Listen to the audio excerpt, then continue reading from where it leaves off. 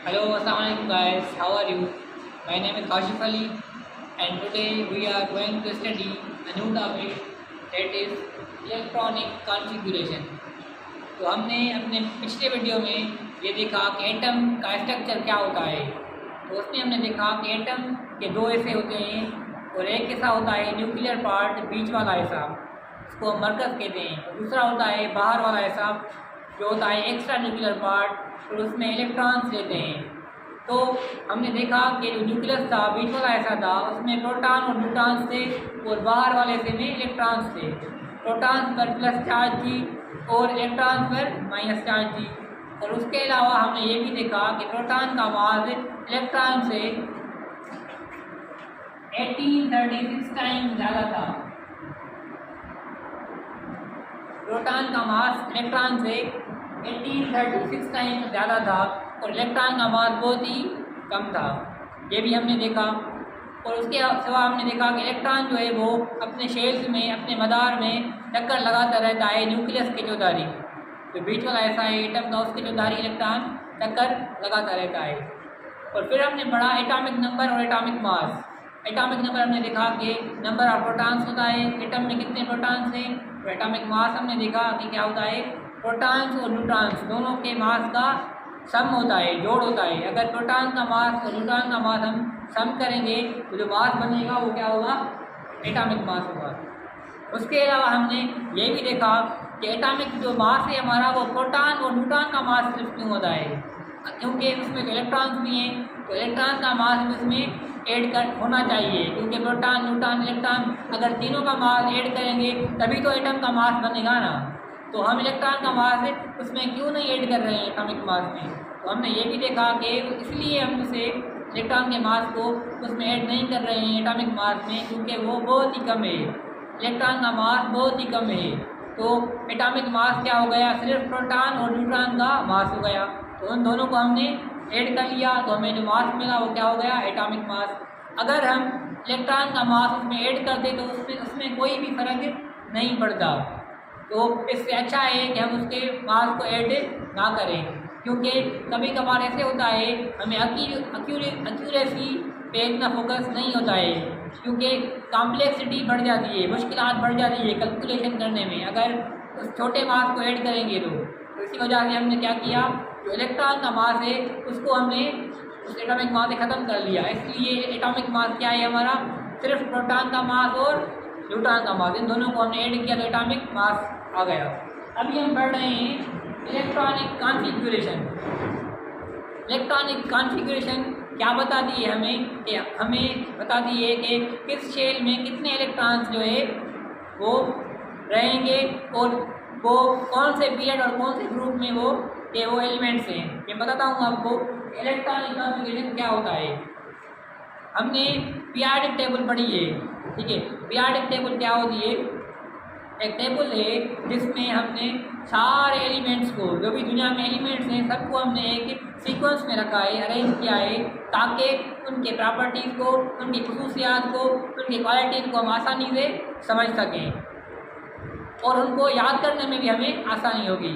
तो इसीलिए हमने पीरियोडिक टेबल को इंट्रोड्यूस करवाया, ठीक है। अभी उस पीरियोडिक टेबल को समझने के लिए और भी आसान बनाने के लिए हमने इलेक्ट्रॉनिक कॉन्फ़िगरेशन को पढ़ा।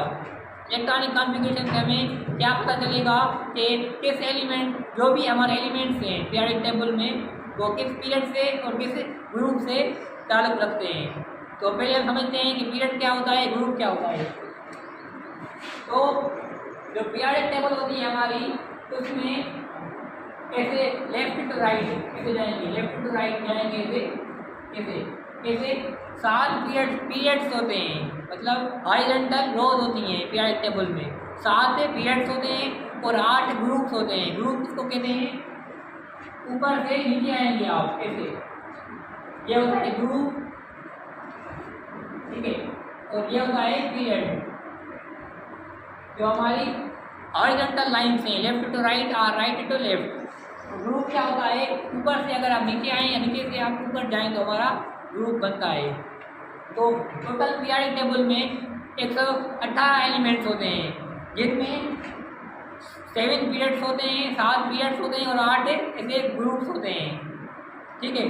तो हमें इलेक्ट्रॉनिक कॉन्फ़िगरेशन हमें क्या बता दिए कि हर एक एलिमेंट में कितने इलेक्ट्रॉन्स हैं और वो एलिमेंट किस पीरियड से और किस ग्रुप से ताल्लुक़ रख रहा है, और हमें कैसे पता चलेगा अब हम देखते हैं इसे।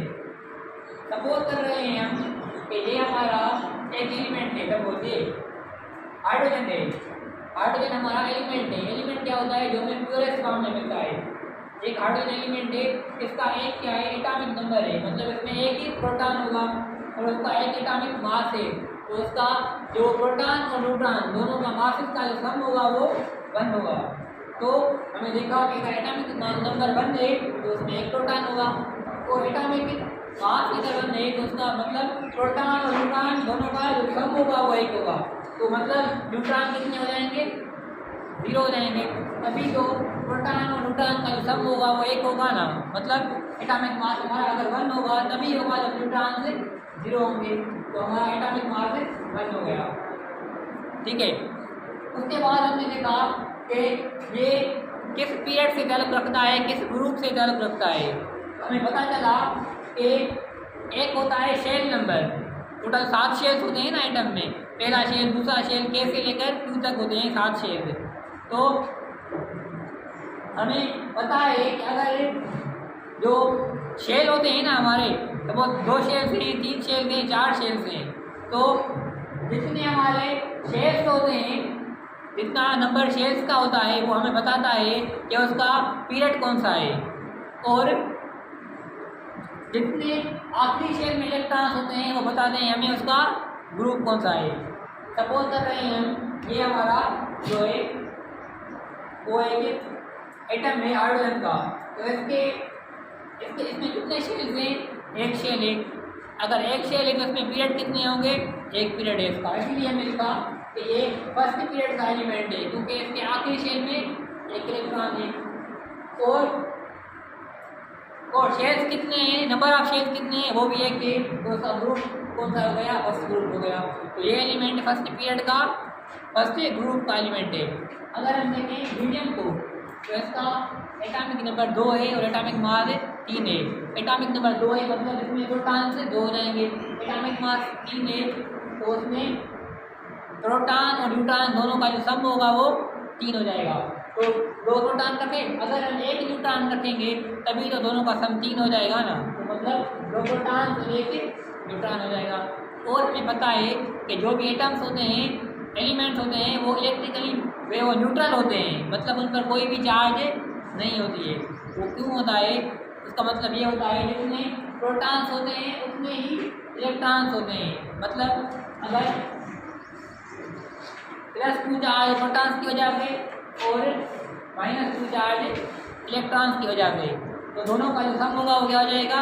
0 हो जाएगा, क्योंकि प्रोटॉन्स और इलेक्ट्रॉन्स का जो तादाद है वो बराबर है। तो +2 -2 0, +10 -10 0। इसी वजह से किसी भी जो एलिमेंट होता है उसके एटम्स पे जो नेट चार्ज होता है वो 0 होता है, क्योंकि प्रोटॉन्स और इलेक्ट्रॉन्स का तादाद बराबर होता है। ठीक है। तो इसमें हम देख रहे हैं कि 2 प्रोटॉन्स हैं तो इलेक्ट्रॉन्स कितने होंगे? वो भी 2 ही हो जाएंगे, क्योंकि एलिमेंट है। तो 2 इलेक्ट्रॉन हमने पहले शेल में रख लिए। ठीक है। उसके बाद हम आ गए हैं डिफरेंट पर एटॉमिक नंबर 3 और एटॉमिक मास 7। एटॉमिक नंबर 3 इन प्रोटॉन्स, एटॉमिक मास 7, प्रोटॉन और न्यूट्रॉन दोनों का सम जो है। तो 3 प्रोटॉन्स हैं तो कितने हम न्यूट्रॉन इसमें न्यूक्लियस में आएंगे, जो उनका सम जो होगा वो 7 हो जाएगा। 4 न्यूट्रॉन आ जाएंगे। ठीक है। तो अगर 3 प्रोटॉन्स है और एलिमेंट है तो जाहिर बात है इलेक्ट्रॉन्स भी 3 होंगे, तभी तो नेट चार्ज 0 हो जाएगा। +3 और -3 0 हो जाएगा। +3 चार्ज प्रोटॉन्स हो जाएंगे, और अगर 3 इलेक्ट्रॉन्स हमें रखने पड़ेंगे तभी हमारा जो एलिमेंट है वो बनेगा। ठीक है। तो हमें पता है कि 7 शेल में अपनी अपनी कैपेसिटी होती है इलेक्ट्रॉन्स को रखने की। जैसे कि पहले शेल में 2 इलेक्ट्रॉन्स हम रख सकते हैं। सिर्फ जो कैपेसिटी होती है पहले शेल में, के शेल में सिर्फ 2 इलेक्ट्रॉन्स की जगह होती है, और दूसरे शेल में 8 इलेक्ट्रॉन्स की जगह होती है। तीसरे शेल में कितनी की होती है? 18 मैक्सिमम इलेक्ट्रॉन्स हम रख सकते हैं। ये हमें कैसे पता चलेगा? हम देखते हैं। ये हमें फार्मूला होता है 2n², जिसमें अगर हम n1 पुट करेंगे, n1 पुट करेंगे तो मतलब पहला शेल है, तो कितने इलेक्ट्रॉन आ जाएंगे? 2 इलेक्ट्रॉन आ जाएंगे। अगर हम n2 पुट करेंगे तो जवाब कितना आएगा? 8 इलेक्ट्रॉन्स आएंगे। तो मतलब हम दूसरे शेल में ज़्यादा से ज़्यादा 8 इलेक्ट्रॉन से रख सकते हैं। इसी तरीके से हम सातों शेल में फाइंड कर सकते हैं कि किस शेल में कितने इलेक्ट्रॉन की जगह है। तो हमने देखा कि अगर प्रथम में 3 प्रोटॉन थे तो 3 इलेक्ट्रॉन्स आएंगे। अगर 3 इलेक्ट्रॉन्स आएंगे तो 2 इलेक्ट्रॉन्स, तो पहले शेल में तो सिर्फ 2 इलेक्ट्रॉन्स की जगह है ना, जो हमने इस फार्मूला से भी देखा, ठीक है। तो पहले शेल में 2 इलेक्ट्रॉन्स आ गए। अब एक इलेक्ट्रॉन कहाँ जाए? तो उसको मजबूरन दूसरे शेल में जाना पड़ेगा। दूसरे शेल में इलेक्ट्रॉन चला गया, अभी शेल्स में 3 इलेक्ट्रॉन्स हो गए, ठीक है। तो हमें पता कैसे चलेगा कि ये किस पीरियड से और किस ग्रुप से जो है वो ताल्लुक रखता है? तो हमने देखा इसको, इसमें आखिरी शेल में 1 इलेक्ट्रॉन है और आखिरी शेल में जितने इलेक्ट्रॉन होते हैं वो हमें क्या बताता है? ग्रुप बताता है। अगर इसमें 1 इलेक्ट्रॉन है तो ग्रुप क्या हो जाएगा?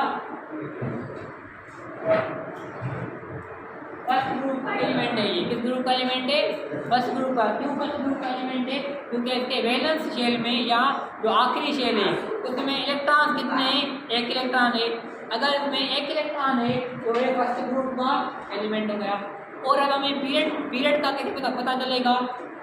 अब हम देखेंगे नंबर ऑफ शेल्स कितने हैं इसमें कितने शेल्स हैं? 2 शेल्स हैं। अगर इसमें 2 शेल्स हैं तो पीरियड क्या हो जाएगा? 2 हो जाएगा। पीरियड क्या हो जाएगा? मतलब ये दूसरे पीरियड से और पहले ग्रुप से ताल्लुक रख रहा है ये एलिमेंट। तो इस तरह से हमें पता चलता है कि कोई भी एलिमेंट पीरियोडिक टेबल में है वो किस पीरियड से और किस ग्रुप से ताल्लुक रखता है। हमने ये सीखा कि पीरियड का पता हमें कैसे चलता है और ग्रुप का पता हमें कैसे चलता है। हमें जो भी आखिरी शेल में इलेक्ट्रॉन्स होते हैं, वो 2 है, 3 है, 4 है इलेक्ट्रॉन, आखिरी शेल की बात कर रहे हैं, उसमें जो भी इलेक्ट्रॉन्स होंगे, जितने भी इलेक्ट्रॉन्स होंगे उसका क्या हो जाएगा? वो ग्रुप हो जाएगा। और नंबर ऑफ शेल्स कितने हैं? अगर 2 शेल्स हैं तो ग्रुप पीरियड क्या हो जाएगा? दूसरा पीरियड हो जाएगा। अगर 7 ऑर्बिट्स हैं या शेल्स हैं तो उसका पीरियड क्या हो जाएगा? 7 पीरियड हो जाएगा। तो इस तरह से हमें इसका पता चलता है। और हम इसमें इलेक्ट्रॉनिक कॉन्फ़िगरेशन से हमें और भी जो है ज़्यादा हमें इंफॉर्मेशन मिलती है, ठीक है। जैसे कि हमें पता है कि एटम के, मैंने पहले बताया आपको, 2 ऐसे होते हैं। एक होता है न्यूक्लियर पार्ट जिसमें प्रोटॉन और न्यूट्रॉन रहते हैं, बीच वाला ऐसा। दूसरा होता है बाहर वाला ऐसा जिसमें इलेक्ट्रॉन्स रहते हैं, बाहर वाले से, जिसको शेल्स कहते हैं। तो हमने ये भी सीख लिया आप कि जो शेल्स होते हैं उसमें इलेक्ट्रॉन तो रहते हैं, लेकिन शेल्स के अंदर जो ऑर्बिट्स होते हैं उनके अंदर ऑर्बिटल्स होते हैं जिनके अंदर इलेक्ट्रॉन्स रहते हैं।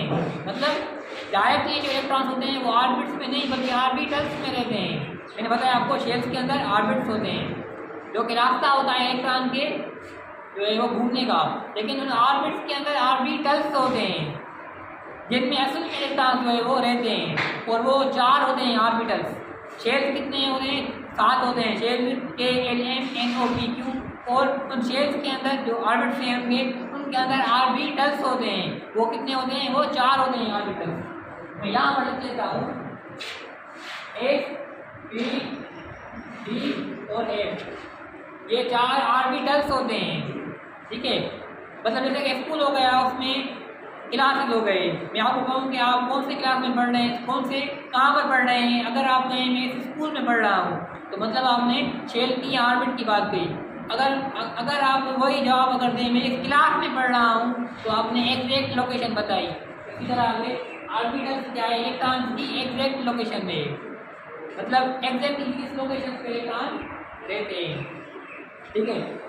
तो हमें ये इलेक्ट्रॉनिक कॉन्फ़िगरेशन कैसे बताती है कि कोई भी एलिमेंट है, हमारे जितने भी एलिमेंट्स हैं पीरियोडिक टेबल में, वो किस ग्रुप से ताल्लुक़ रखते हैं, किस पीरियड से ताल्लुक़ रखते हैं, ठीक है। अभी हम इसको थोड़ा स्टडी करते हैं, ठीक है।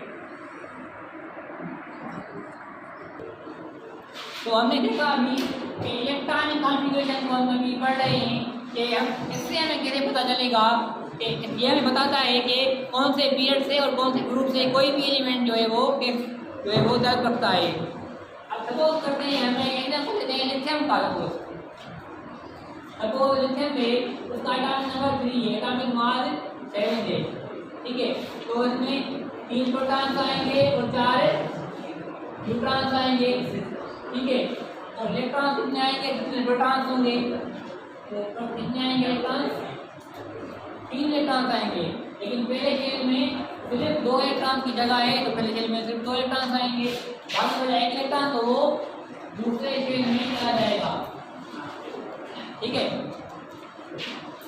ये पी के ऊपर प्लस इसलिए क्योंकि प्रोटॉन में प्लस पॉजिटिव चार्ज होती है, और इलेक्ट्रॉन के ऊपर माइनस इसलिए क्योंकि इलेक्ट्रॉन पर माइनस चार्ज होती है, और जबकि न्यूट्रॉन पर कोई चार्ज नहीं होती है, ठीक है। तो अभी हम देखते हैं इलेक्ट्रॉनिक कॉन्फ़िगरेशन। सपोज कर रहे हैं ये यहाँ से स्टार्ट होती है हमारी टेबल, ठीक है। और ये एच पी डी ये क्या है, आर बी टल्स हैं हमारे, ठीक है। तो सपोज कर रहे हैं हम यहाँ से 1s यहाँ डिवाइड कर रहे हैं, तो जो ऊपर आ रहे हैं उसके क्या होंगे, इलेक्ट्रॉन्स होंगे। अगर इसमें देखें हम तो एच जो है हमें 4 ऑर्बिटल थे ना, तो एच में कितने आते हैं, 2 इलेक्ट्रॉन रखते हैं। पी में कितने आएंगे, 6 इलेक्ट्रॉन। जी में कितने आ सकते हैं, 10 इलेक्ट्रॉन। और एच में कितने आते हैं, 14 इलेक्ट्रॉन,